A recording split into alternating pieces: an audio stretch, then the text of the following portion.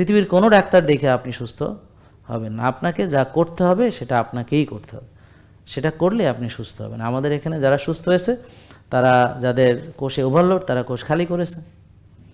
ব্যাপারটা বুঝছেন? ভালো হয়েছে।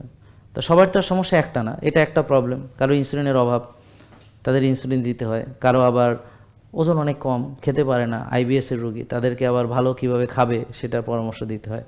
কারো টেনশন বেশি, টেনশনে দুশ্চিন্তায় রাত জেগে টেনশন করে সে এখন খাইতে পারে না, দুর্বল হয়ে গেছে, তার চিকিৎসা আলাদা। কেউ ওজন বাড়াতে চায় স্বাস্থ্যকরভাবে, শুকায় গেছে, তার চিকিৎসা আলাদা।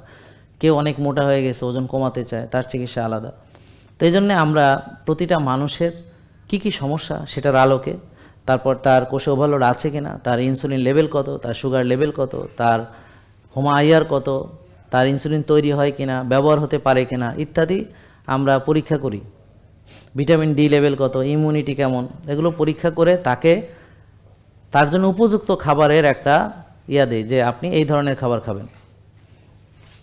তারপর সে ওই খাবার খায়। এরপর সে বাকি নিয়মগুলো, অর্থাৎ রোজা রাখে, ব্যায়াম করে, ঘুমায়, মানসিক প্রশান্তির চর্চা করে, শ্বাসের ব্যায়াম করে, রোদ্রে যায়, ঘাসে হাঁটে ইত্যাদি ইত্যাদি। এগুলোর নিয়ম মেনে সে এখন তার রোগ নেই। তো যখন সে সুস্থ হয় তখন কিন্তু সে আবার রসগোল্লাও খেতে পারবে। কেন? কারণ তার কোষ তো এখন ফাঁকা। আবার বেশি রসগোল্লা খেলে আবার সুগার বেড়ে যাবে, কারণ কোষ আবার ভরাট হয়ে যাবে।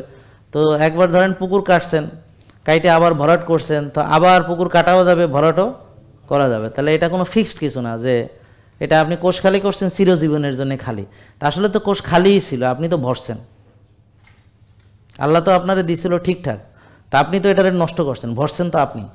তো এখন আপনি হয়তো নিয়ম মেনে খালি করছেন, এখন আবার যে আপনি অনিয়ম করবেন না, ভরবেন না, তার তো কোনো নিশ্চয়তা নেই। তো এই জন্যে যে যতক্ষণ নিয়ম মানবে অতক্ষণ ভালো, আর নিয়ম ছেড়ে দিলে সে নষ্ট হবে, ধ্বংস হবে। তাহলে আপনি এখন নামাজ রোজা হজ জাকাত সব মানেন, সুন্দর, আপনি জান্নাতি মাশাল্লাহ, আপনি আবার হঠাৎ করে ছেড়ে দিলেন সব, তো এখন মরে গেলে আপনি কোথায় যাবেন নিজেই ভাবেন, এরকম আর কি। মানে এখানে কোনো ছেড়ে দেওয়ার বিষয় নেই, নিয়ম মানতে হবে। নিয়ম না মানলে রুগী, নিয়ম মানলে ভালো থাকবে, এই শেষ কথা। নাকি বোঝা গেল?